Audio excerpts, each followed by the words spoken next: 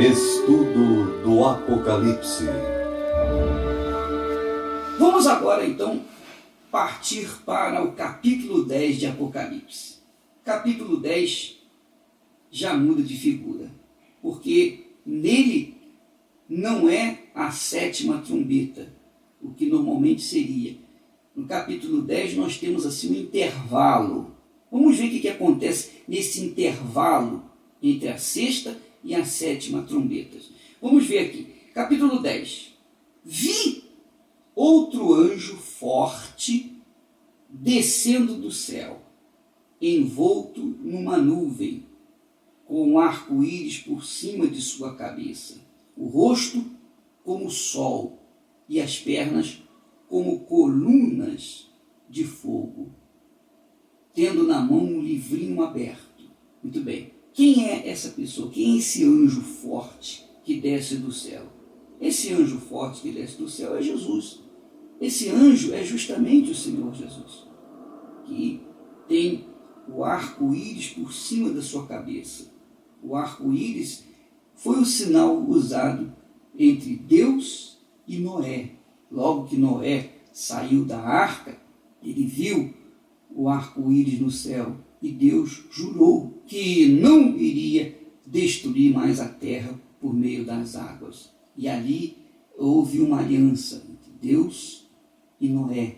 E o arco-íris foi o sinal dessa aliança. Inclusive, no livro As Alianças com Deus, ou Aliança com Deus, você pode encontrar maiores detalhes sobre as alianças que Deus fez com o homem. Muitas foram as alianças de Deus com o homem. Em todas elas, o homem falhou, o homem se prostituiu, o homem se corrompeu, mas Deus permaneceu fiel. Finalmente, Deus fez aliança através do seu próprio Filho Jesus com aqueles que o aceitam como Senhor e Salvador. Quando você aceita Jesus como Salvador, você está se aliando com Deus, se associando a Deus, tornando-se sócio de Deus, tornando-se aliado de Deus. Isso é profundamente importante. Então, esse anjo que tem o arco-íris por cima da sua cabeça é o Senhor Jesus. O rosto como o sol, as pernas como colunas de fogo. Aliás, lá no primeiro capítulo de Apocalipse, nós vimos sobre essa descrição do Senhor Jesus, né? O seu rosto como o sol na sua força, não foi? Então, aqui novamente esse anjo, quer dizer, o Senhor Jesus se manifesta, ele mostra-se vindo nas nuvens, tendo na mão um livrinho aberto. Esse livrinho aberto é justamente a garantia de nosso Senhor Jesus. Esse livrinho aberto é, digamos assim, a sua herança, onde está escrita a sua herança. É o que diz assim, olha, eu conquistei a herança por causa da minha morte, do meu sacrifício no Calvário. Eu venci o mundo, eu venci o diabo, eu venci a morte, eu venci tudo porque sobre mim estava o Espírito de Deus. Eu venci tudo por uma determinação para poder servir como Salvador daqueles que creem em mim. Então, Jesus tem o direito à herança. Por isso, porque eu venci, eu tenho o direito de sentar-se no trono com meu Pai. Então, Jesus é o único digno de glória, de louvor, de honra, de exaltação, de majestade, porque ele venceu, ele conquistou. Continua aqui no versículo 2. Tendo na mão um livrinho aberto, pôs o pé direito sobre o mar e o esquerdo sobre a terra, e bradou em grande voz, como ruge um leão. E quando bradou, desferiram os 7 trovões as suas próprias vozes. Logo que falaram os 7 trovões, eu ia escrever, mas ouvi uma voz do céu dizendo: guarda em segredo as coisas que os 7 trovões falaram, e não as escrevas. Então o anjo que vi em pé sobre o mar e sobre a terra levantou a mão direita para o céu e jurou por aquele que vive pelos séculos dos séculos, o mesmo que criou o céu, a terra e o mar, e tudo quanto neles existe. E ele disse então, já não haverá demora. Já não haverá demora. Quer dizer, eu diria que o Senhor Jesus tem uma espécie de ansiedade santa para que tudo venha se cumprir, todos os juízos venham desabar sobre a humanidade incrédula, corrupta, a humanidade idólatra, para que então o reino dele possa ser implantado, o milênio, os 1000 anos de justiça, os 1000 anos de paz aqui na terra, e que depois será vivido por toda a eternidade na Nova Jerusalém. Minha amiga e meu amigo ouvinte, é muito importante que você faça um exame da sua vida, porque a sua salvação não depende de Deus, não depende do Senhor Jesus mais, não depende do Espírito Santo mais. E o diabo também não tem o direito de interferir na sua própria escolha. Você é o único responsável pela sua salvação eterna ou a sua morte eterna. Você é o único responsável pela sua própria vida. É claro que o diabo põe 1001 obstáculos para tentar chegar a alcançar a vida eterna. Mas Deus lhe deu e nos dá condições para que nós façamos a nossa própria escolha. Quando Adão e Eva estavam no jardim do Éden, eles estavam vivendo na plenitude da presença de Deus. Deus não tirou deles o direito de escolher, o arbítrio, o livre-arbítrio, mas eles fizeram uma escolha, uma opção errada, e nós temos hoje uma humanidade corrupta. Ora, Deus não pode nos obrigar a segui-lo e servi-lo, muito menos o diabo.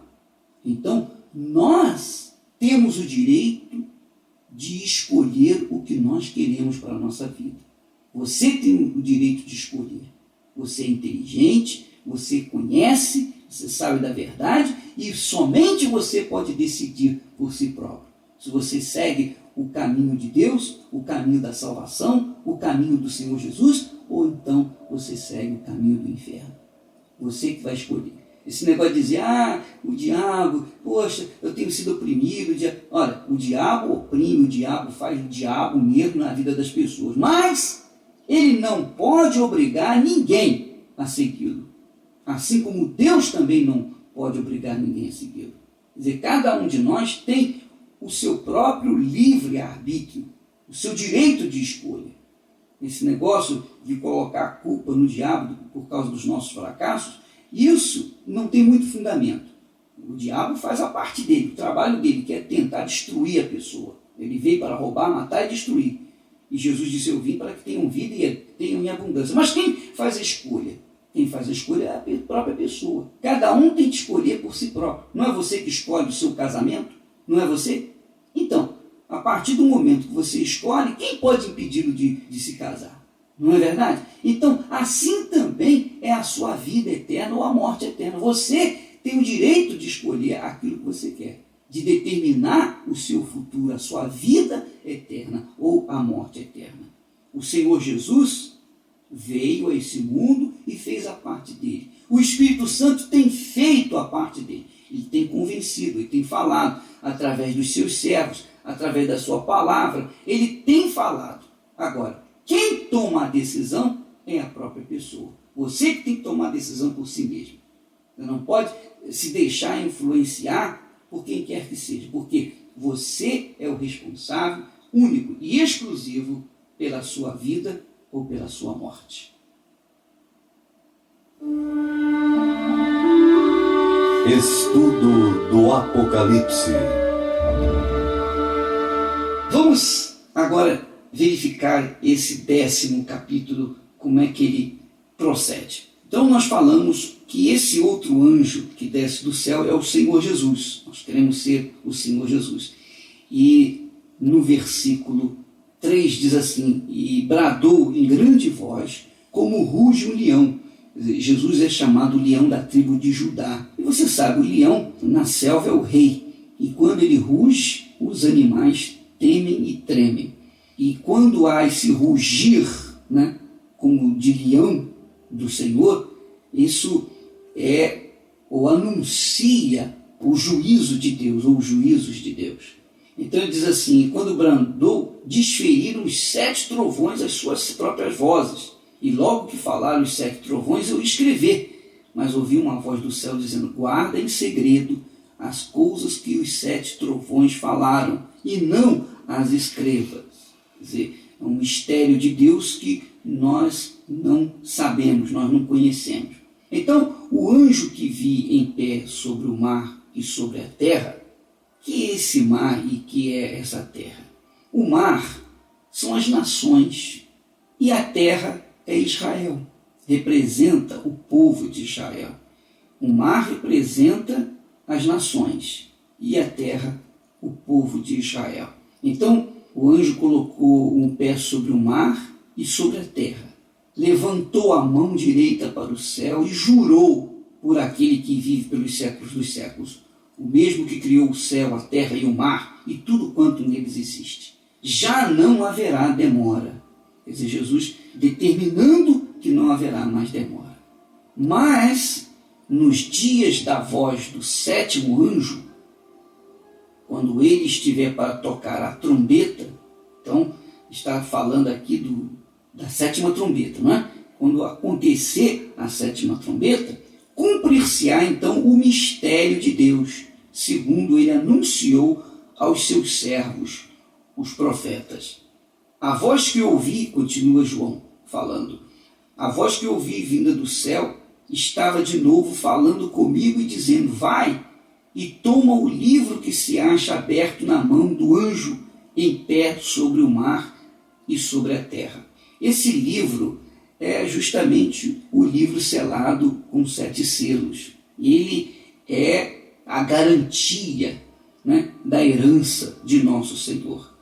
Ele reflete a autoridade de nosso Senhor Jesus, porque somente Ele tem o direito de abrir este livro.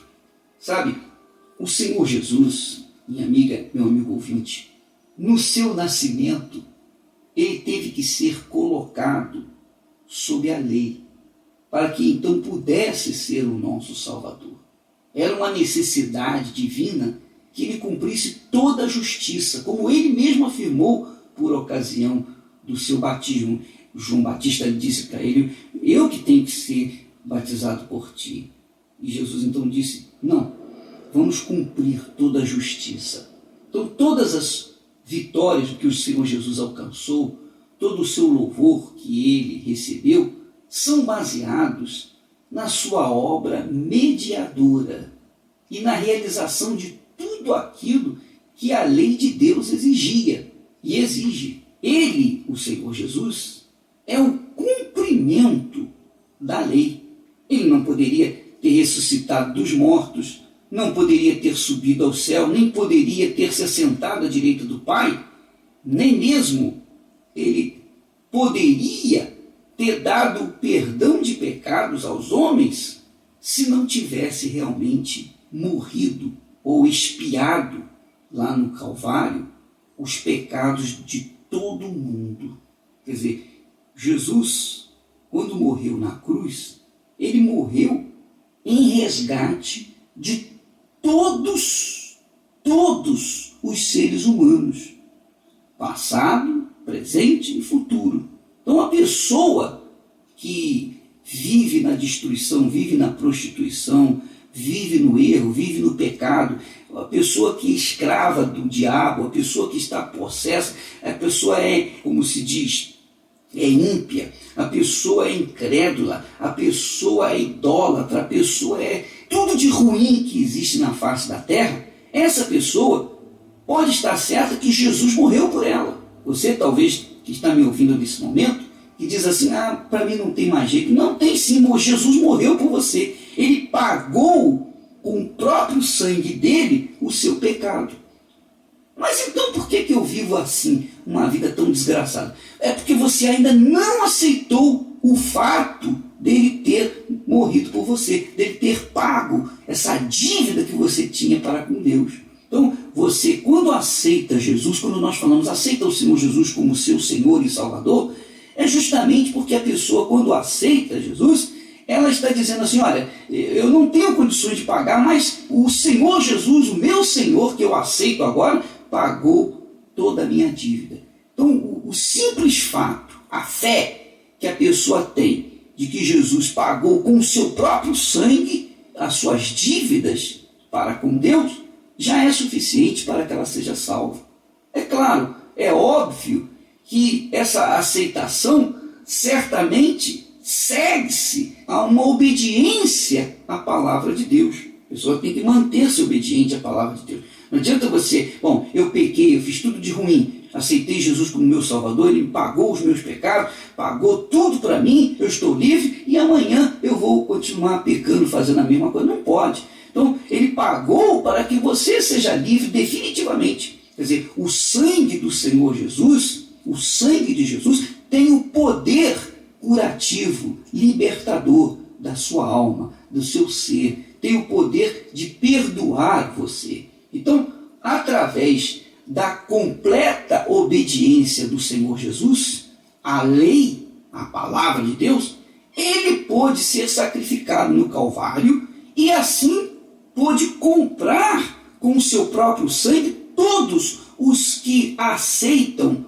o Senhor, todos os que o aceitam como Salvador, todos os que reivindicam a redenção através do sangue dele. De forma que, quando nós tomamos essa decisão pela fé, então nós passamos a ser propriedade exclusiva de Deus. Minha amiga e meu amigo, ainda outro dia alguém disse, eu tenho que pagar os meus pecados. Não, você não tem que pagar os seus pecados, porque você não vai conseguir pagar nunca.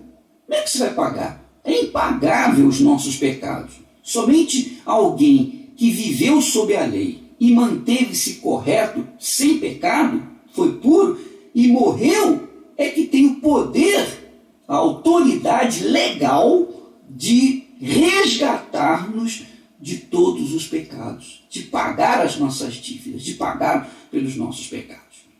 Então, tudo que você tem que fazer, minha amiga, meu amigo ouvinte, é aceitar o Senhor Jesus como Salvador. Não é nada.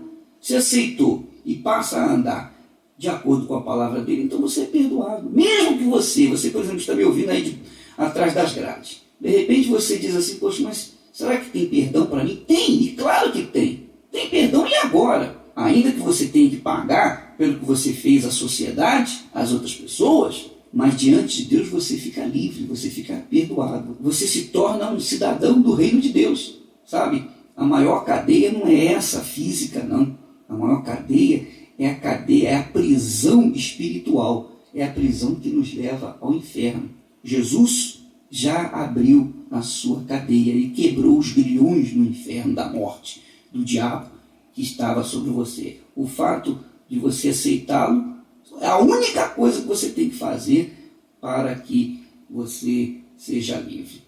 Então, a partir desse momento que você aceita o Senhor Jesus, você começa a andar. Não é aceitá-lo apenas, você tem que entregar a sua vida para Ele, porque muita gente tem aceitado Jesus como Salvador, mas não tem entregue sua vida para Ele. É igualzinho aquele camarada que casou no altar e disse, eu aceito você como minha esposa, mas ele não entregou a sua vida para ela somente. Ele continua vivendo com amantes, com mulheres lá fora. Então, tem muita gente que quer viver uma vida com Jesus assim. Olha, eu aceito Jesus, o Senhor como meu Salvador. Porém, a minha vida eu não entrego 100% a ti, não. Eu quero viver a minha vida, eu quero andar na gandaia, né? Eu quero continuar na badalação de uma vida corrupta.